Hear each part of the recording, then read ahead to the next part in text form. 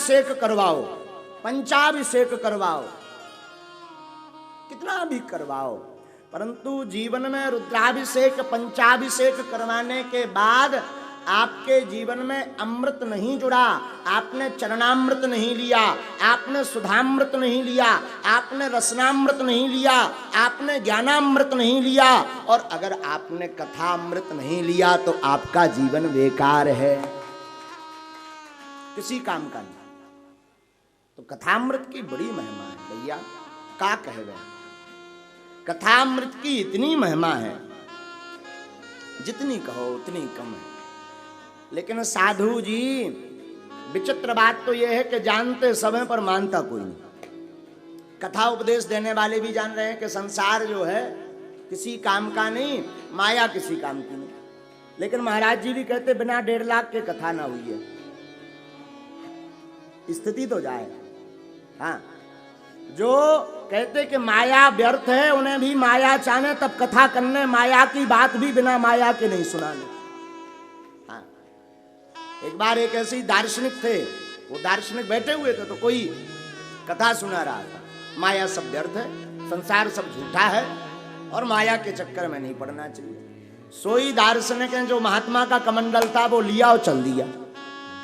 महात्मा बोले भाई साहब ये कमंडल कहाँ लिए जा रहे हैं? अरे महाराज माया सब व्यर्थ है, माया में नहीं पड़ना चाहिए, ये संसार सागर है, कौन सा कमंडल कहाँ की माया, आप कथा करो ये हम संभालते हैं।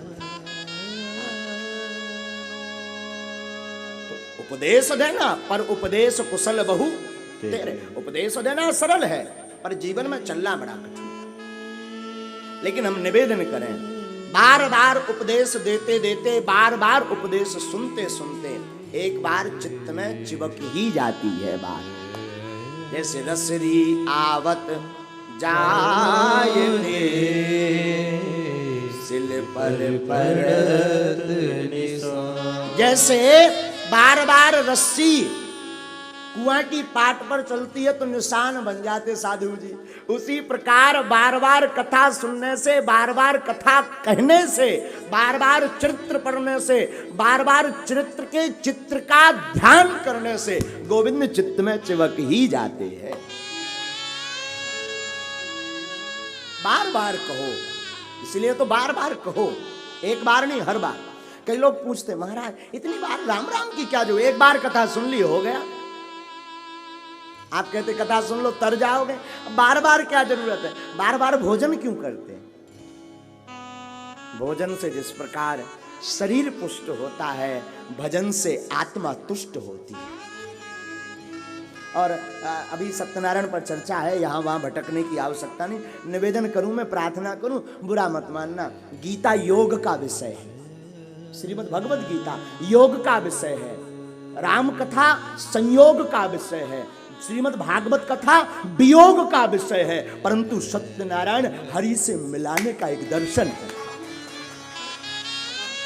गीता में योग की चर्चा, कर्म योग, भक्ति योग, ज्ञान योग, वैराग्य योग, गीता में योग भरे पड़े। राम कथा में संयोग है, कहाँ पंपा सरोवर फिर भी हनुमान जी मिल रहे, गोस्वामी जी कहीं ना कहीं से मिला देते भक्त और भगवान को। कहाँ त्रिजटा नाम राक्षसी एका रामचरण रत निपुण विवेका, उसको भी हनुमान जी से मिला देते। कहाँ मुठका एक महाकपि हनि रुधिर बमत धरनी जनमनी, पर उसको भी हनुमान जी दिव्य दर्शन करवा देते हैं। गोस्वामी जी संयोग करवाते रामायण में, पर भागवत गोपियों का वियोग का विषय है, लेकिन सत्यनारायण की कथा इन तीनों से परे है। और कोई हमसे पूछे कि महाराज आप इसको किस रूप में ढालेंगे सत्यनारायण को, तो हम कहते हैं अगर गीता योग का विषय, रामायण संयोग का विषय, भागवत वियोग का विषय है, तो सत्यनारायण की कथा प्रयोग का विषय है। ये प्रयोग का विषय है, इसको प्रयोग करो।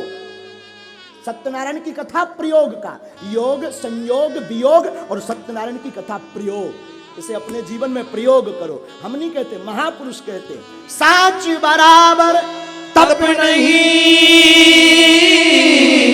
झूठ बराबर पाप, जाके हृदय साथ में, जाके हृदय।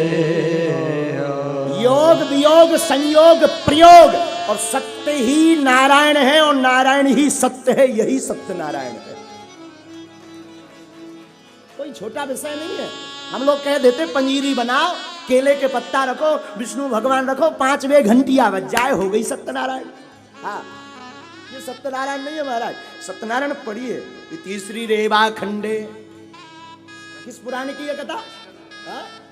कितना बड़ा है महाराज? हाँ, कितने उसमें खंड है बताइए? हो 7 खंड, 81,000 श्लोक, उसमें रेवा खंड की कथा है। मानो बीज है रेवा खंड, मूल में है, मध्य में है, तो सत्यनारायण मूल है स्कंद पुराण। तो योग वियोग संयोग और ये प्रयोग, सुनिए, सत्यनारायण प्रयोग है।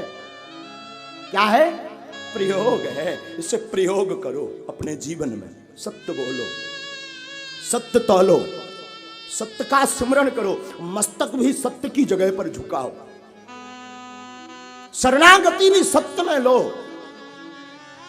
और कभी कोई पूछे आपसे कि प्राण कहां त्यागोगे, हमने एक बार एक सूत्र कहा था। हम किसी तपस्वी को बोल रहे थे, काश कोई तपस्वी मुझे ये श्राप दे दे, काश कोई तपस्वी मुझे ये श्राप दे दे, जा डूब मर वृंदावन में। काश कोई तपस्वी मुझे ये श्राप, जा डूब मर वृंदावन में। तो कोई पूछे कि आपका मरना क्या हुआ, हम कहेंगे वहां वृंदावन में सत्य व्रतम सत्य परम की सत्यम सत्यस्य योनि निहितम च सत्य सत्यस्य सत्यम मृत नेत्र सत्यम सत्यात्मकम त्वाम शरणम प्रपन्ना। सत्य रूपी श्री हरि विराजमान है, मरना भी सत्य में हो, मरना भी सत्य, तो ये मौत भी सिद्ध हो जाएगी साधु। और क्या निवेदन करूं, अब क्या निवेदन करूं आपके चरणों में। दयालु, मुझे एक कथा बहुत याद आ रही इस बात पे, प्रयोग पर मुझे याद आया। वृंदावन के पास एक गांव था, वहां एक नन्ही सी बालिका रहती थी, उसका नाम था कान्हो। कान्हा नहीं, कान्हो। कान्हो नाम की एक बालिका, अवस्था उसकी 5 साल की।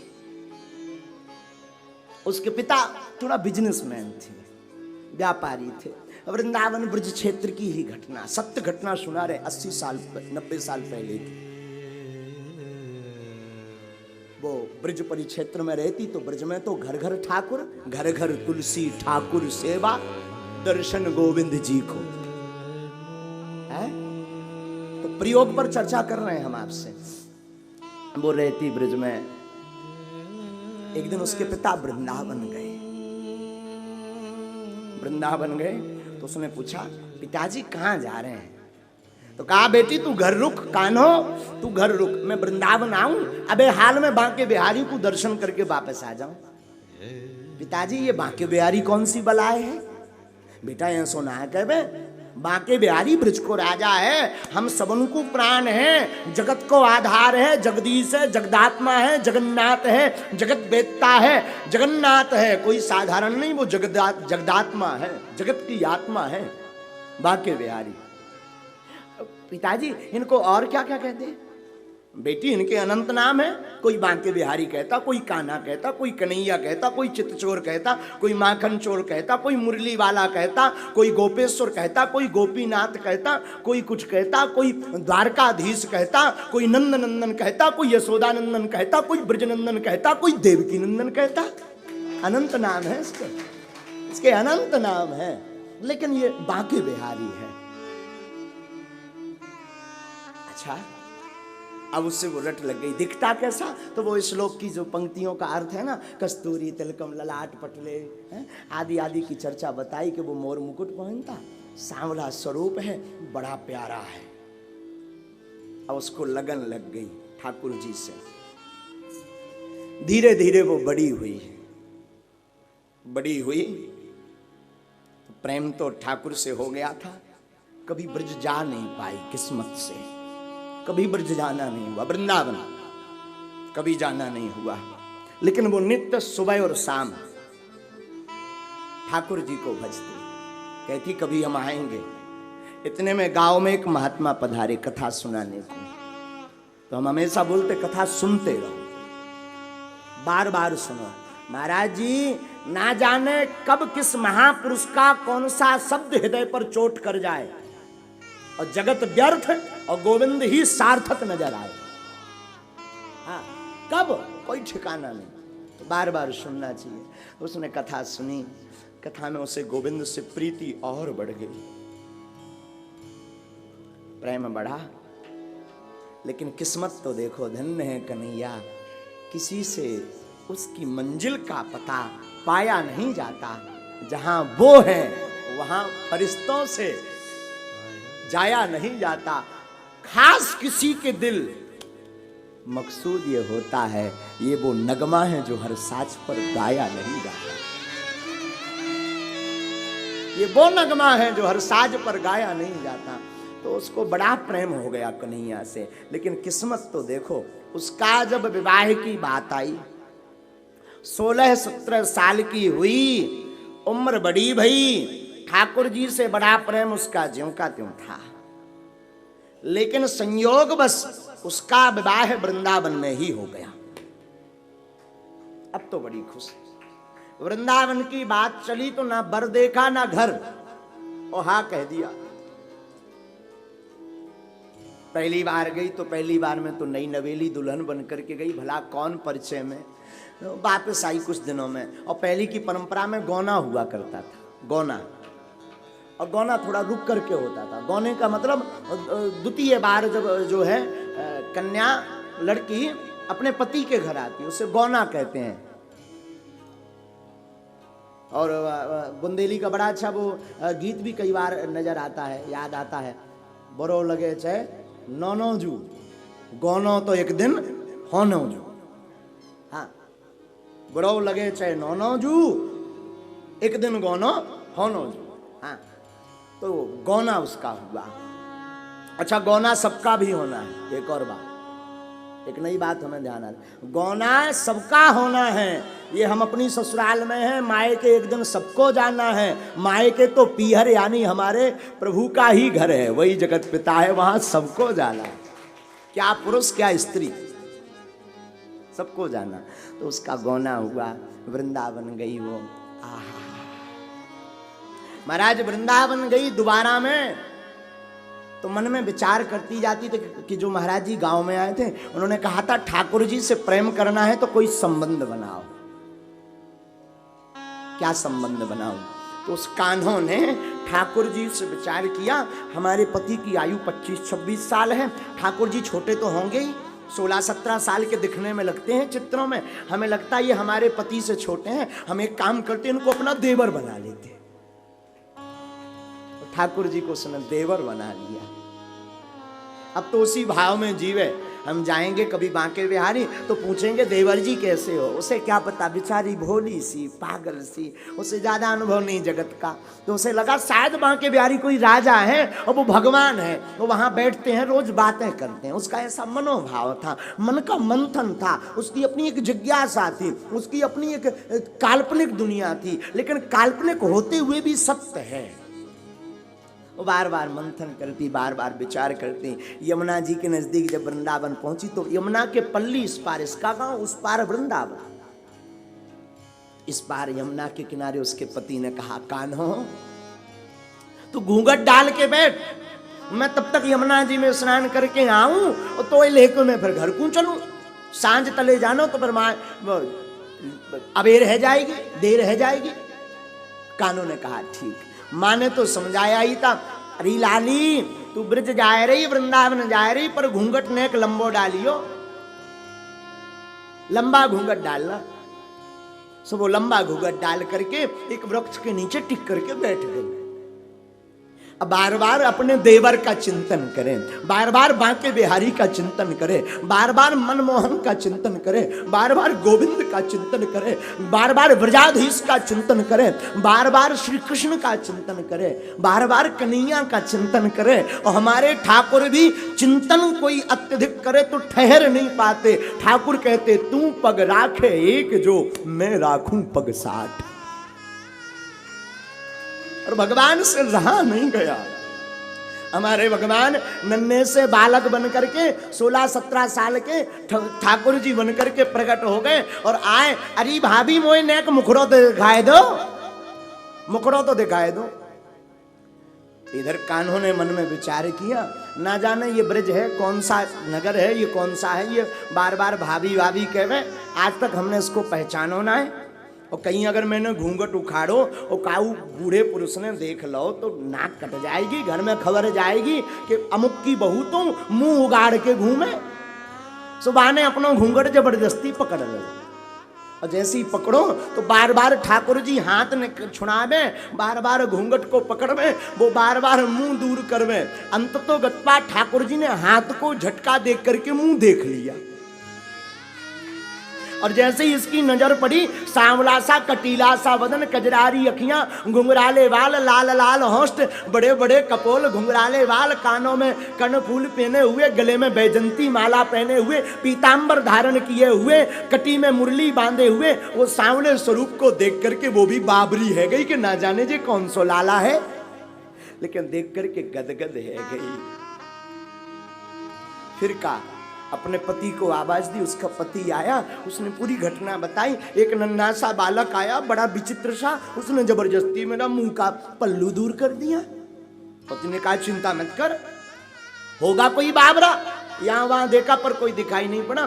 तो पति ने को पाए कहा चिंता मत कर, ये वृंदावन इतना बड़ो ना है, कौन गली में डोलो फिरे वो, तू अगर दिखे कभी भविष्य में तो मोए बता देगी, मैं बाकी खबर ले लूंगा। ठीक है, घर आई, बात आई गई हो गई, लेकिन उसकी चित्त में तो वही देवर जी के रूप में बांके बिहारी छपे थे। एक दिन सासू मां ने कहा अपने बेटे से, बेटा बहू बहुत दिन आए हो गई पर बांके बिहारी के दर्शन ना आए आज तक तूने करवाए, जा को ले जा करके बांके बिहारी के दर्शन करवा। तो हाथ में फूल की माला, तुलसी दल, प्रसाद भर सेवा कान्हों ने लिया और आज इसके हृदय की बड़ी गदगदता है कि जिनको हम 5 वर्ष से ध्याते रहे वो देवर जी आज हमें मिलेंगे। मैं बात करूंगी, मैं पूछूंगी कैसे हो आप, जिनकी कथा वो महापुरुष घर में सुना, गांव में सुना रहे थे नंद नंदन की कि वो कटीले हैं, कजरारी अखियां हैं, देखते ही लोग दीवाने हो जाएं। मैं तो उनके चरणों में जाके लिपट जाऊंगी, मैं तो उनके चरणों में जाकर के लिपट जाऊंगी। मैं तो चिल्लाऊंगी कि अभी तक मोए काय नाए बुलाओ, तुम राजा हो के मोए नाए बुलाओ। बार बार मन में गदगदता से भरी, कभी रोवे, कभी मुस्कुराए, कभी हंसे कि जिसकी चाह थी वो अब हमें आज मिलेंगे। बांके बिहारी मंदिर में पहुंच गई साहब। अब पहुंची तो घूंघट तो डाली थी, ब्रजवासिनी थी। पति ने पीछे से आकर के दुत्कारा, अरे बाबरी मूर्ख है क्या, यहां भी घूंघट करना चाहिए, सरकार के दर्शन तो न कर ले। पति की आज्ञा मान करके उसने घूंघट उठाया और पहले तो नजर नीचे थी, जैसी नजर को ऊपर किया तो वही मुस्कुराता हुआ चेहरा उसे उस भवन में मंदिर में दिखाई पड़ा। और जैसी मुस्कुराता हुआ उसने चेहरा देखा तो देख करके बाबरी होगी और चिल्ला करके बोली, नाथ आइए। तो पति भागा, क्या हुआ, क्यों कांप रही? ये वही बालक है जो उस दिन यमुना की तलहटी पर हमारे घूंघट को उठा रहा था, ये वही कन्हैया है, ये वही बालक है, ये वही बालक है। पति ने साष्टांग दंडवत किया, पहचान गए तू कोई साधारण नहीं है। और कथा कहती है साधु जी उस दिन के बाद वो बैरागड़ी हो गई,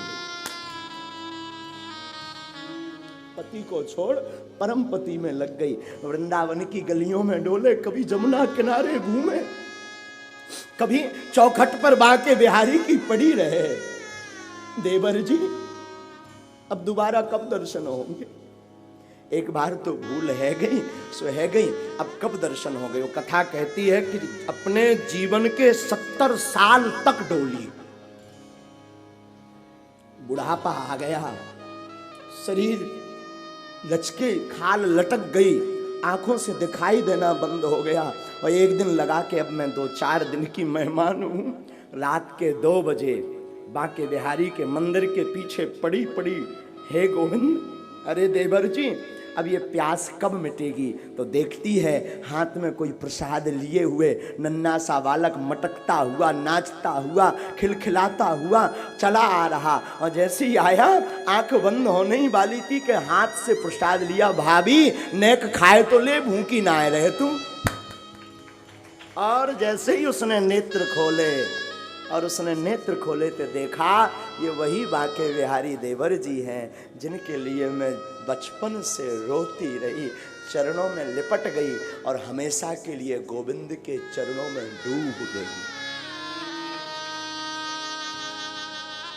आप पूछो महाराज इस कथा का आशय क्या है?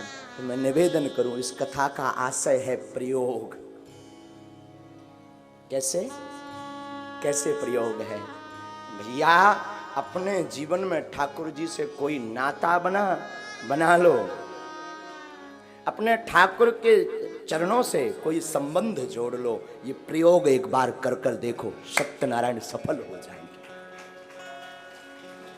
आपकी कथा सफल हो जाएगी। सत्यनारायण सुनना आपका सफल हो जाएगा।